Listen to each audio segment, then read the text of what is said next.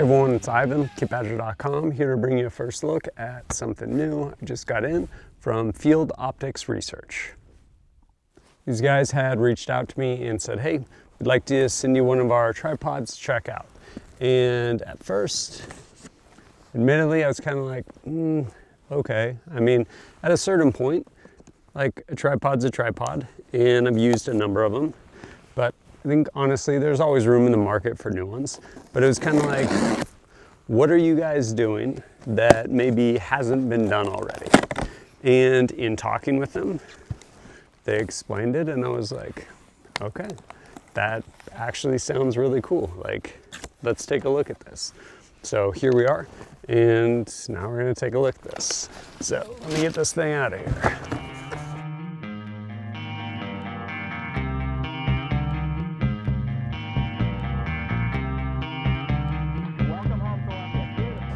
Okay, so here we are. We got a tripod inside a case.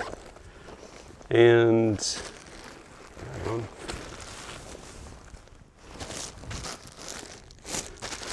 this tripod right here,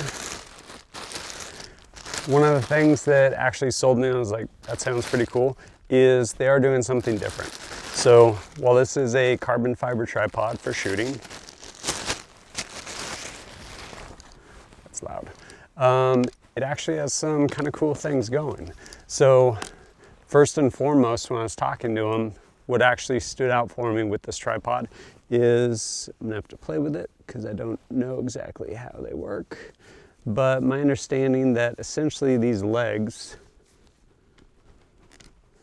you can end up adjusting them. So why is that important? Obviously you can adjust all the legs out, they telescope out, all of that goodness.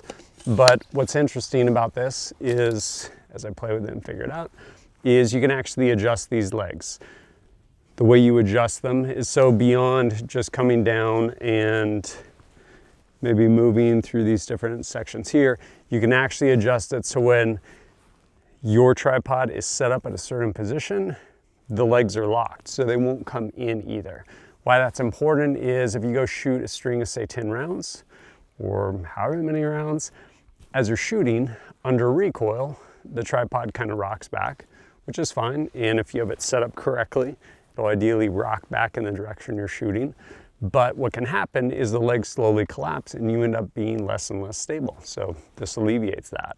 Something else pretty cool that probably not going to play with too much today, but attachments. Snow attachment, just kidding. Over on this side, basically trekking poles. These are cork handled, essentially handles for trekking poles. So you can actually take two of these legs off, put those on there, and now you actually have trekking poles, which is pretty cool. Also ski poles if you end up putting baskets on these too. And then also right here, they have a shoot sticks converter. So basically it goes on the top of one of their legs or probably on top of this whole thing too, and ends up creating, on top of the legs, ends up creating shooting sticks. If you're using these two as trekking poles, you can put them together. Now you have shooting sticks also. And then lastly, because of the way this is set up with this ball head, which is pretty cool, but there is limitations with respect to it being able to basically go down or up with respect to elevation. There's this piece, which is their high angle bracket. So start playing with some of this stuff.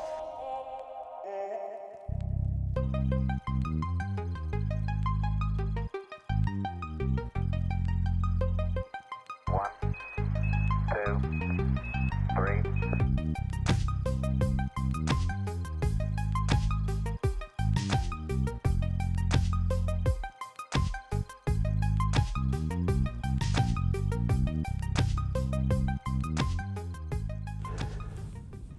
All right, let's put some dope in and go for a cold bore shot.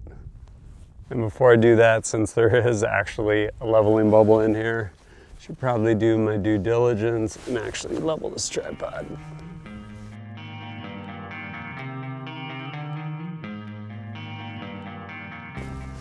There's also a bubble level right here, which is pretty rad. So You know when your gun's actually level in here too.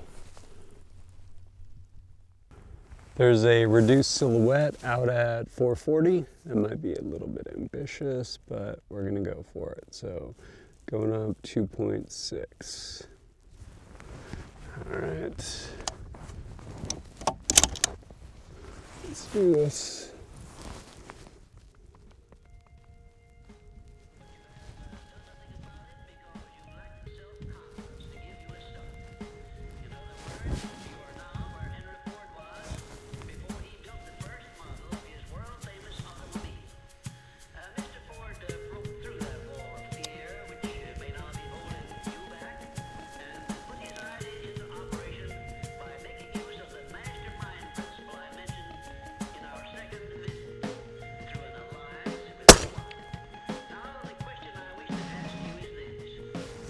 Pull that tiny bit left.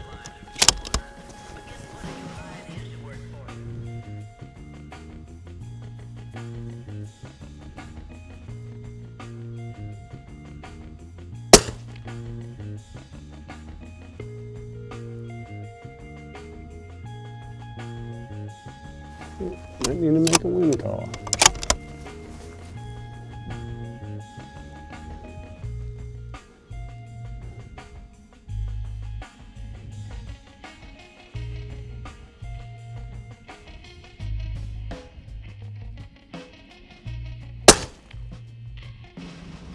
Dang.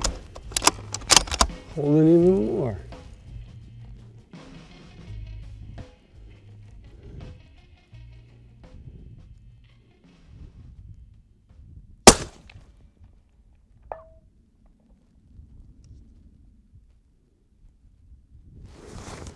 All right, 1.2 mils off the right edge. Didn't realize there was that much wind. Gonna go ahead and try new position right here. Set up with the legs basically up higher so I can sit lower. And I got a silhouette out here at about, I think it's 503, so I need to come up probably, according to my ballistic calculator, 3.3. There we go. I'm gonna, again, go ahead, use kind of my last wind call, see where we're at. And yeah, if you're wondering what kind of amazing rounds I'm shooting, Winchester core locked. All right. Let's do this.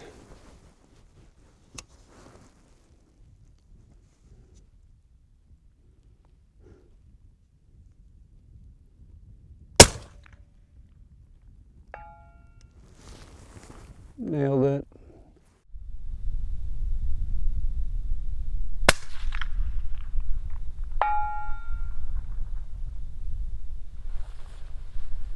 There it is. I ended up coming in a tiny bit on my wind call. Probably about holding 1 mil right, but there we are.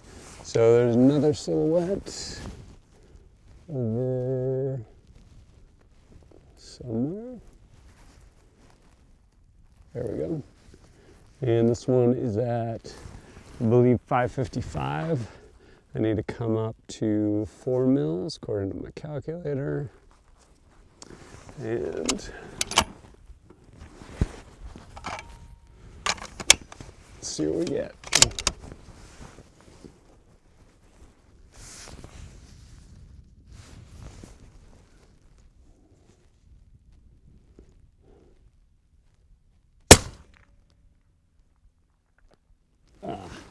Just off the left. Need some more bullets. All right, we've got some more rounds. Let's do this.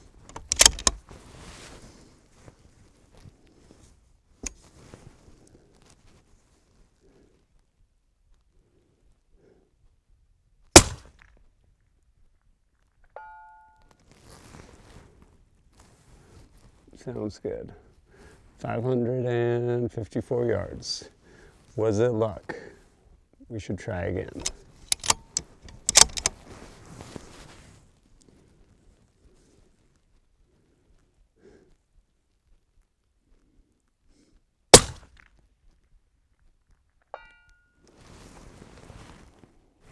Nope.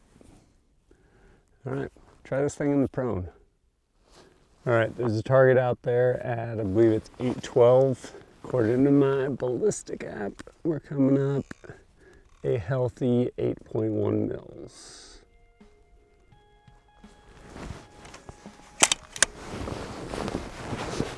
Shooting from the prone.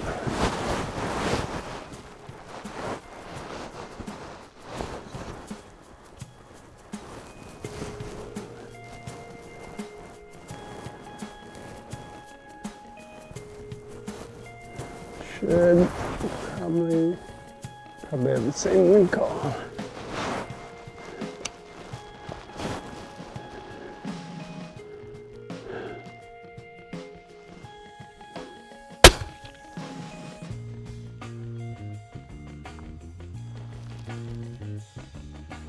Didn't see an impact.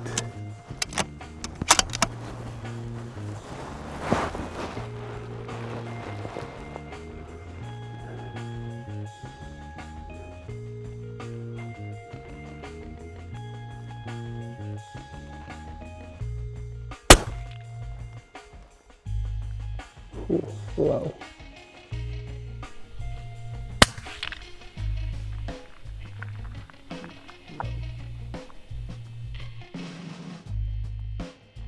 Dang, probably about 1.2 mils low.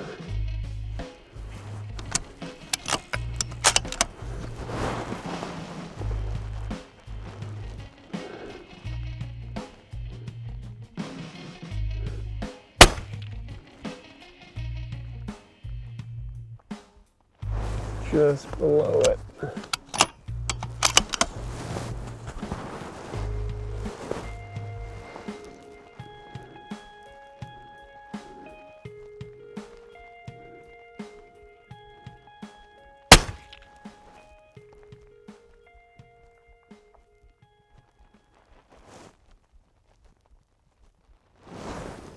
No idea. It's hard shooting in the snow, but oh well. Thoughts so far. I think it's pretty cool. Really rigid setup and kind of some neat things built into it. As I mentioned earlier, these legs, these pieces up top, basically just tighten them up.